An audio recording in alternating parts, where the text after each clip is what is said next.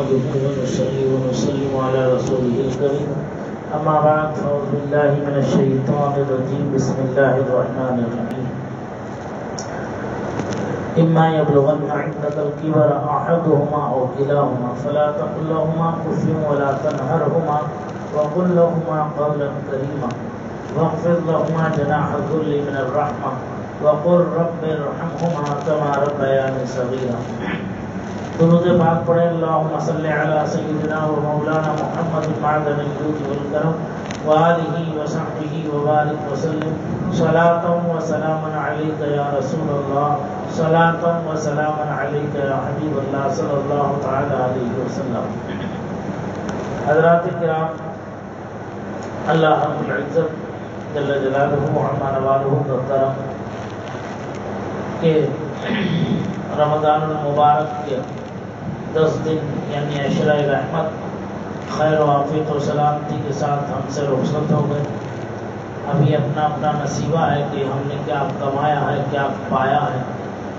ہمیں اس کا جائزہ لینے کی سخت ضرورت ہے کہ ہم ان 10 دنوں میں جو عبادت کا حق ہے، حق بندگی ہے، ہم نے اس کے ادا کرنے میں کیا کوتاہی کی ہے، کیا کمی کی ہے، اس کا احساس پیدا کرنا چاہیے. اب کل 11ویں تراویح ہو گئی، آج 11واں روزہ شروع ہو گیا. حافظ صاحب زدہ اخلاص روح نے کل قرآن مجید کا 15واں پارہ تلاوت فرمایا.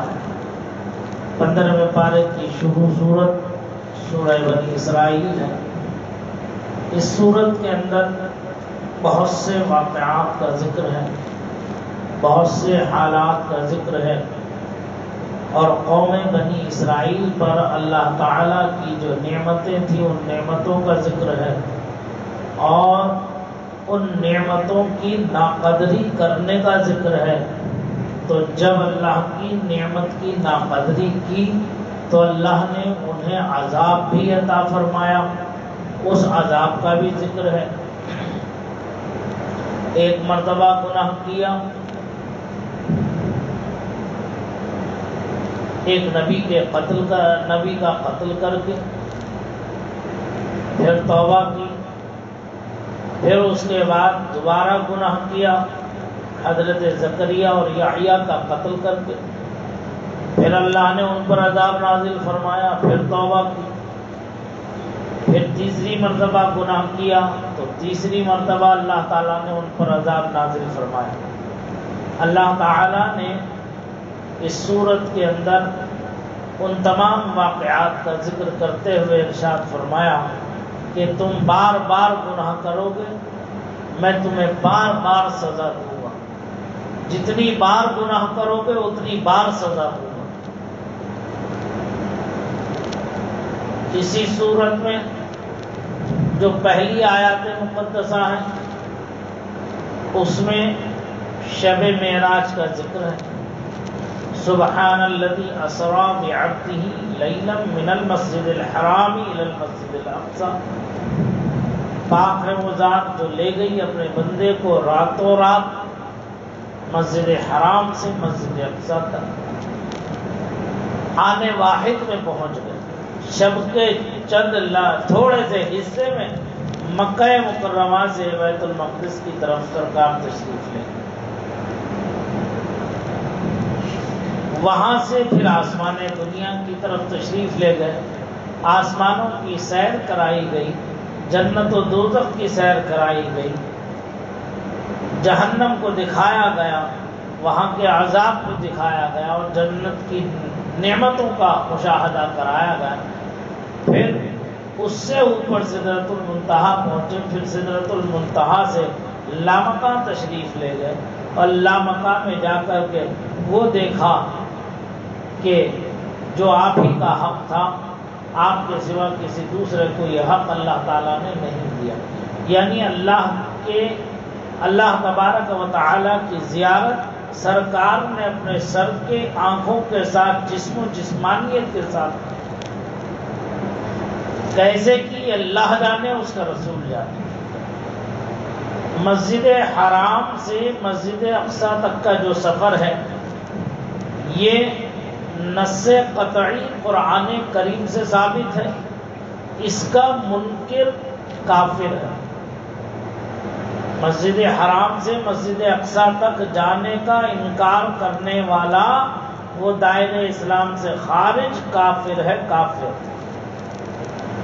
اور مسجد اقصی سے آسمان دنیا کی سیر یہ احادیث متواترہ صحیحہ سے ثابت ہے، اس کا منکر گمراہ ہے، اس کا منکر گمراہ ہے۔ تو اس میں واقعہ معراج کا بھی ذکر ہے سورہ بنی اسرائیل میں۔ آپ نے شب معراج یہ واقعہ سن لیا، میں اسے دہراؤں گا نہیں یہاں۔ اب آگے بڑھتے ہوئے اس میں قوم بنی اسرائیل نے جیسی جیسی بدعمالیاں کی ویسے ویسے ان کو سزائیں ملتی گئی۔ ان پر ظالم و جابر حکمرانوں کو مسلط کیا گیا۔ اس پورے واقعے میں ہم لوگوں کے لیے ایک درس عبرت ہے۔ آج حالات ایسے ہی ہیں، ہمارے اعمال ایسے ہی ہیں کہ فوراً آسمان دنیا سے ہم پر آگ برس جائے، پتھر برسے ہم پر، ہماری بدعمالیوں کی وجہ سے زمین ہمیں نگل لے۔ حق تو یہی ہے، جس طرح سے ہم اپنے رب کی نافرمانی کر رہے ہیں، اس کی ناشکری کر رہے ہیں، ہم یقیناً سزا کے مستحق ہیں، سخت سے سخت تر سزا کے مستحق ہیں۔ لیکن قربان جاؤ پیارے آقا مصطفیٰ جان رحمت صلی اللہ تعالی علیہ وسلم کہ کفار مکہ نے سرکار کو یہی تو کہا تھا کہ اے محمد اگر تم واقعی اللہ کے رسول ہو اور اللہ کے پیغمبر ہو تو ہم تمہیں نہیں مانتے، تم پر ایمان نہیں لاتے۔ جیسا کہ تم نے کہا تمہارا قرآن کہتا ہے کہ پیچھے یہود و نصارہ نے جب وہ ایمان نہیں لائے ان پیغمبروں پر تو اللہ تعالیٰ نے ان کی سرکوبی فرمائی اور عذاب الہی نازل ہو گیا، یعنی پتھر برسے آسمان سے، آگ برسی آسمان سے۔ جبریل امین نے اللہ کے حکم سے قوم لوط کو زمین میں پر ڈال کر کے پوری زمین اٹھا کر کے پلٹ دی۔ ایسے ایسے عذاب آئے۔ تو اگر واقعی تم اللہ کے نبی ہو تو ہمارے حق میں بھی بد دعا کر دو، دیکھتے ہیں ہم کہ تم واقعی نبی ہو تو دعا قبول ہوگی تمہاری اور ہمارے اوپر عذاب علیم نازل ہو جائے گا، اور ہمیں یقین ہے کہ تم نبی ہو نہیں، جھوٹی نبوت کا دعویٰ کرتے ہو، نعوذ باللہ من ذالک۔ تو سرکار کو ان کے یہ جملے ناگوار لگے، طبیعت پر بارے گراں گزرے، تو اللہ کو کب یہ پسند ہے کہ اس کے محبوب کے قلب نازنی پر ذرا سا ملال آئے، فوراً آیت کریمہ نازل ہوئی وَمَا كَانَ اللَّهُ لِيُعَذِّبَهُمْ وَأَنْتَ فِيهِمْ۔ اے میرے حبیب اللہ ان پر عذاب نازل نہیں کرے گا، کیوں؟ کس وجہ سے؟ اتنی جرأت اور دلیری کے باوجود اللہ عذاب نازل نہیں کرے گا، کیوں؟ قرآن فرماتا ہے وَأَنْتَ فِيهِمْ، وَأَنْتَ فِيهِمْ، اس لیے کہ اے میرے حبیب آپ ان کے درمیان جلوہ بار، آپ ان کے درمیان موجود ہیں۔ اور میں نے فرمایا وَمَا أَرْسَلْنَاكَ إِلَّا رَحْمَةً لِّلْعَالَمِينَ، میں نے تو آپ کو پوری کائنات کے لیے رحمت للعالمین بنا کر کے بھیجا، جہاں میں رب العالمین ہوں وہاں آپ رحمت للعالمین، جتنے عالموں کا میں رب ہوں اتنے عالموں کی آپ تو رحمت ہے۔ کیوں اللہ نے عذاب، مفسرین فرماتے ہیں کہ اللہ نے عذاب کیوں نازل نہیں کیا؟ اللہ نے عذاب اس لیے نازل نہیں فرمایا کہ اگر عذاب الہی نازل ہوتا تو یہی کفار و مشرکین اور یہود و نصارہ جو ہے پلٹ کر کے بیٹھ جاتے، زبان پھیر کر کے بیٹھ جاتے. زبان پھیرنا بڑا آسان ہے آج کے زمانے میں. زبان پلٹ کے بیٹھ جاتے اور یہ اعتراض کرتے، لو محمد مصطفیٰ ایک طرف رحمت للعالمین ہونے کا دعویٰ کرتے ہیں اور دوسری طرف عذاب علیم کا نزول بھی ہو رہا. یہ کیسی رحمت ہے؟ ایسی رحمت کے ہوتے ہوئے یہ زحمت کیسی ہے؟ یہ اعتراض کرتے. اللہ علیم و سمیع و خبیر و بصیر ہے، وہ جانتا تھا، جانتا ہے کہ یہ اعتراض کریں گے، اس لیے رب نے ارشاد فرمایا اللہ ان پر عذاب نازل نہیں فرمایا. کیوں؟ کیونکہ آپ ان کے درمیان جلوہ بار ہیں. اور قرآن مقدس صبح قیامت تک کے لیے گواہی دے رہا ہے وَأَنْتَ فِيهِمْ وَأَنْتَ فِيهِمْ وَأَنْتَ فِيهِمْ، کہ آپ موجود ہیں، آپ موجود ہیں، آپ موجود ہیں. وہ بدبخت ہے، بدعقل ہے جو نبی کو مردہ جانتا ہے. اعلیٰ حضرت کہتے ہیں تو زندہ ہے واللہ، تو زندہ ہے واللہ، میرے چشم عالم سے چھپ جانے والا.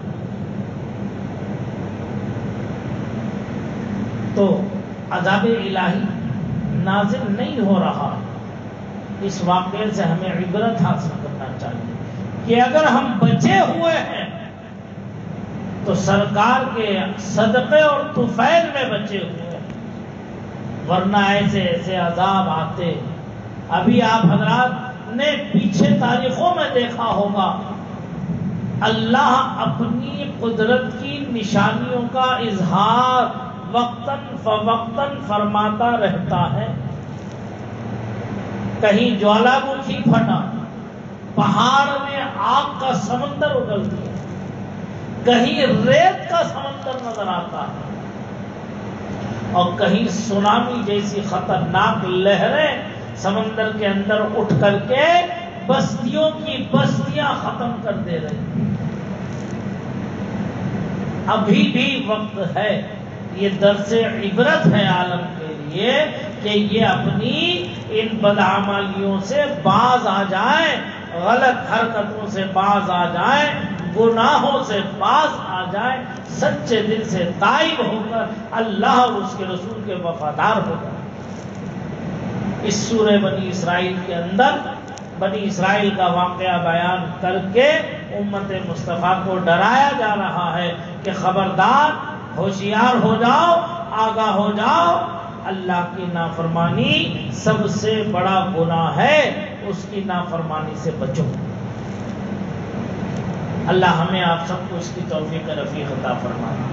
عشرہ رحمت گزر گیا، اب یہ عشرہ جو ہے یہ عشرہ مغفرت.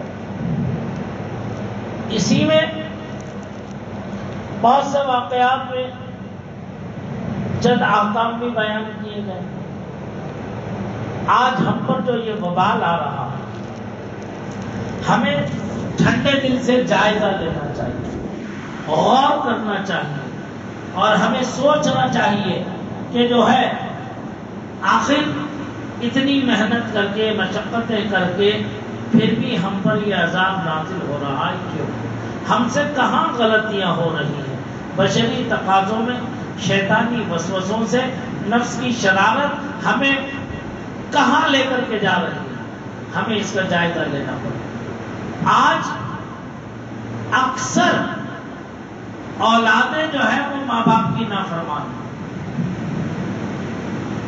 یار دوستوں سے تو بڑی الفت و محبت ہوتی ہے، محلے والوں سے، رشتہ داروں سے، خاندان والوں سے بڑی الفت و محبت کے گیت گائے جاتے ہیں.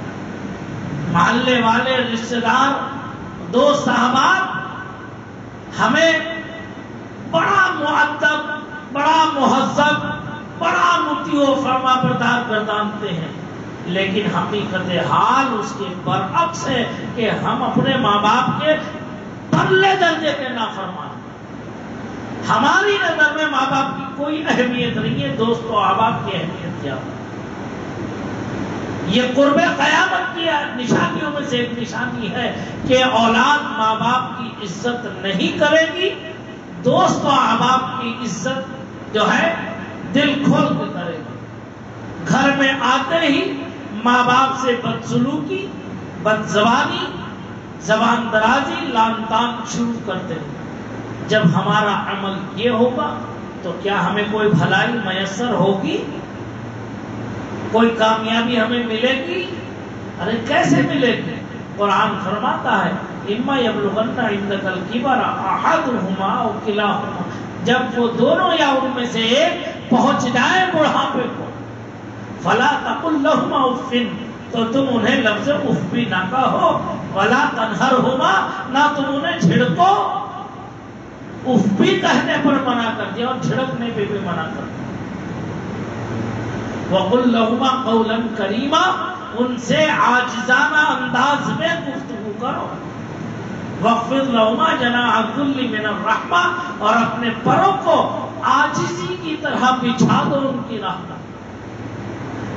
وَقُلْ لَهُمَا قَوْلًا كَرِيمًا وَاخْفِضْ لَهُمَا جَنَاحَ الذُّلِّ مِنَ الرَّحْمَةِ، اور پھر اس کے بعد رب ارشاد فرماتا ہے ان کے حق میں دعا کرو، کیسی؟ ایسی اللہم جو ہے وَقُلْ رَبِّ ارْحَمْهُمَا كَمَا رَبَّيَانِي صَغِيرًا، اے اللہ ان دونوں پر ایسا رحم فرما دے جیسا کہ انہوں نے میرے چھوٹپن میں، میرے بچپن میں مجھ پر رحم کھایا۔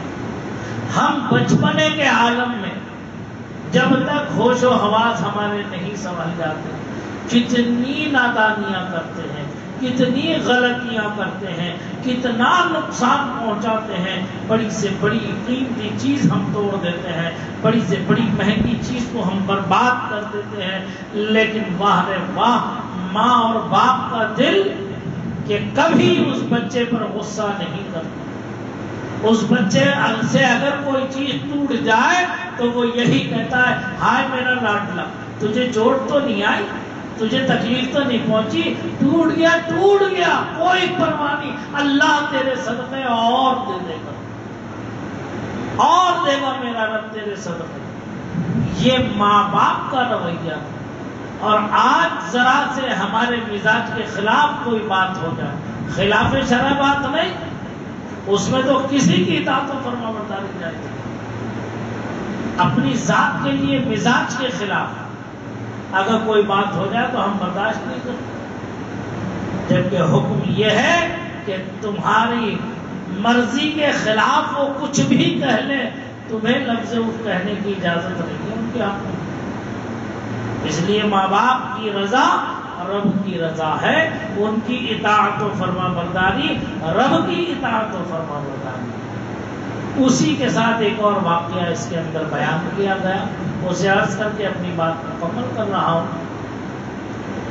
ایک یہودیہ عورت اور ایک مومنہ عورت صحابیہ، ان کے دونوں کے درمیان ایک بات کو لے کر کے بحث چھڑ گئی۔ اس یہودیہ عورت نے پوری طاقت لگا دی اپنی کہ حضرت موسیٰ علیہ السلام کی افضلیت اور برتریت کو رسول اللہ صلی اللہ علیہ وسلم پر ثابت کرنے کی پوری طاقت لگا دی کہ حضرت موسیٰ ہمارے پیغمبر ایسے سخی، ایسے کریم، ایسے رحیم، ایسے فلاں فلاں، اگر ان کے پاس کوئی جاتا تو کبھی خالی ہاتھ نہ آتا، ان کی سخاوت کا، ان کے جود و نوال کا کوئی مقابلہ نہیں۔ تو حضرت موسیٰ کی بڑائی ہے، موسیٰ علیہ السلام کی بڑائی اتنی کرنے لگی کہ سرکار کے مقابلے میں حضرت موسیٰ کی عظمت و برتری کا اعتراف کرنے لگی۔ تو یہ مومنہ انہیں کب گوارا تھا؟ صحابیہ تھی، تو انہوں نے کہا یقیناً حضرت موسیٰ علیہ نبینا علیہ السلام تمہارے ہی نبی نہیں تھے، ہم بھی ان کے نبی ہونے کا اعتراف کرتے ہیں، ان کی عظمت کا، ان کی بزرگی کا، ان کی برتری کا، ان کے کلیم اللہ ہونے کا ہمیں اعتراف ہے، ان کے جود و نوال کا، سخاوت کا ہمیں اعتراف ہے۔ یقیناً وہ اللہ کے محبوب بندے تھے، اللہ کے جو ہے محبوب رسول تھے، لیکن محمد رسول اللہ صلی اللہ علیہ وسلم تمام انبیاء کے سردار ہیں، تمام رسولوں کے سردار ہیں، جو سردار ہے وہ سب سے اعلیٰ و اولیٰ ہوگا، ان کی جود و سخاوت کا کیا کہنا۔ تم دیکھنا چاہتی ہو؟ رکو میں ابھی تمہیں دکھاتی ہوں۔ اپنی بیٹی کو سرکار کی بارگاہ میں بھیج دیا، اور کہا اللہ کے رسول سے جا کے سلام عرض کرنا اور سرکار سے کہنا کہ اپنا جبہ مبارک کرتا مبارک جو ہے آقا ہمیں عطا فرما۔ سرکار کی بارگاہ میں جب وہ بچی پہنچی، جا کر جب اس نے کہا سرکار عالم میں مانگانا وما یقول، سرکار نے دیکھا، ملاحظہ فرمایا آؤ، حجرے مبارکہ کے پاس تشریف لے گئے، سرکار نے اپنا جبہ مبارک اتار کر کے اس بچی کے حوالے کیا اور اسے رخصت فرما دیا۔ سرکار حجرے شریف میں اندر جا کر تشریف فرماؤ۔ اب نماز کا وقت ہو گیا، صحابہ کرام اذان کے بعد مسجد میں تشریف لیا ہے، اب سرکار کی آمد کا انتظار ہو رہا ہے کہ سرکار آئے، امامت فرمائے، ہم سرکار کی ابتدا میں نماز ادا کریں۔ کافی دیر گزر گئی، سرکار تشریف نہیں لائی، تو بعض صحابی سرکار کے حجرے اقدس پر تشریف لے گئے، اجازت چاہ کر جب اندر حاضر ہوئے، سرکار کو دیکھا کہ صرف تہبند مبارک باندھے ہوئے ہیں اور اوپر کا جسم جو ہے بغیر کپڑے کے برہنہ۔ صحابہ اکرام گھبرا گئے دیکھ کر، کہا یا رسول اللہ یہ کیا کیفیت ہے؟ سرکار نے ارشاد فرمایا میرے پاس ایک ہی کرتا تھا جسے میں زیب تن کیے ہوئے تھا، وہ بچی آئی مانگ کر لے گئی، میں نے اسے اتار کر کرتا دے دیا، اب میرے پاس کوئی دوسرا کرتا ہے نہیں جو پہن کر کے میں باہر آؤں، شرم و حیا کی وجہ سے۔ یہ ہے مصطفیٰ جان رحمت صلی اللہ علیہ وسلم کا کردار۔ آج ہم پر الماری میں بیروؤں میں کپڑے لدے پڑے ہیں، ہمارے پڑوسی کے بچے، ہم عید پر شان سے ہزاروں روپے کے مہنگے اور قیمتی کپڑے پہننا اپنے لیے فخر سمجھتے ہیں، لیکن ہمارے پڑوسی کے بچے وہی پھٹے پرانے کپڑے پہن کر عیدگاہ اور مسجد کی طرف نماز عید کے لیے آتے ہیں، کبھی کبھی تو ایسے کہ وہ نماز عید کے لیے بھی نہیں آ پاتے، اور ہمارے گھر میں بریانی پکتی ہوتی ہے، اس کی خوشبو پڑوس میں جاتی ہے، اس غریب کے گھر کا کیا عالم ہوتا ہو۔ اسلام کی تعلیم و تربیت کیا ہے اور ہمارا عمل و کردار کیا ہے؟ اگر عذاب نازل نہ ہو ہم پر تو کیا ہم ثواب کے مستحق ہیں؟ کوئی ہمارا عمل ایسا ہے کہ ہم ثواب پا سکے، کوئی نعمت پا سکے؟ ذرا غور کرنے کی بات ہے۔ اللہ مجھے بھی توفیق دے، آپ لوگوں کو بھی توفیق دے، اور جملہ اہل ایمان کو اس کی توفیق دے کہ ہم جہاں اپنے لیے کوئی چیز پسند کریں وہی ہم اپنے مومن مسلم بھائی کے لیے بھی وہی چیز پسند کریں، جہاں ہم اپنی عزت و عظمت کا ڈنکا بجانا پسند کریں وہی ہم اپنے مومن مسلمان بھائی کی عزت و عظمت بھی کریں، اس کی تعظیم و تقریب بھی کریں، علی حسب حال علی حسب مراتب اس کا احترام ہم کرتے ہیں۔ کیا یہ حق نہیں ہے ہمارا کہ ہم ایک دوسرے سے الفت کریں، ایک دوسرے سے محبت کریں، ایک دوسرے کی عزت و عظمت کریں؟ جب ہم ایک دوسرے کو پیار بانٹیں گے تو پیار ملے گا، اور نفرت بانٹیں گے تو نفرت ملے گی۔ آج ہم بجائے پیار محبت بانٹنے کے ایک دوسرے کی ٹوہ میں لگے ہوئے ہیں کہ یہ کر کیا رہا ہے، یہ کھا کیا رہا ہے، یہ پی کیا رہا ہے، اس کے پاس مال کہاں سے آ رہا ہے، یہ اتنا دولت مند کہاں سے ہو گیا ہے۔ یہ آج ہم ایک دوسرے کی برائیوں کو ڈھونڈنے میں، تلاش کرنے میں لگے ہوئے ہیں۔ کاش کہ ہم برائیوں کو نظر انداز کر کے اس کی اچھائیوں کو کام میں لاتے اور اس سے الفت و محبت کرتے تو ہمارے لیے کچھ ثواب ضرور مل جاتا۔ اللہ تعالیٰ کی بارگاہ میں دعا ہے کہ جو کچھ کہا سنا اس میں لفظ ایمان میں غلطی ہو اللہ اسے معاف فرمائے، ہمیں اور آپ سب کو صراط مستقیم پر قائم و دائم رکھے اور استقامت فی الدین، تسلط فی الدین کی دولت سے مالا مال فرمائے۔ استغفر اللہ ربی من کل ذنب واتوب الیہ وآخر دعوانا الحمد للہ رب العالمین۔ اللهم ربنا آتنا فی الدنیا حسنہ وفی الآخرة حسنة وقنا عذاب النار إلى يوم الدين برحمتك یا ارحم الراحمین بحق لا الہ الا اللہ محمد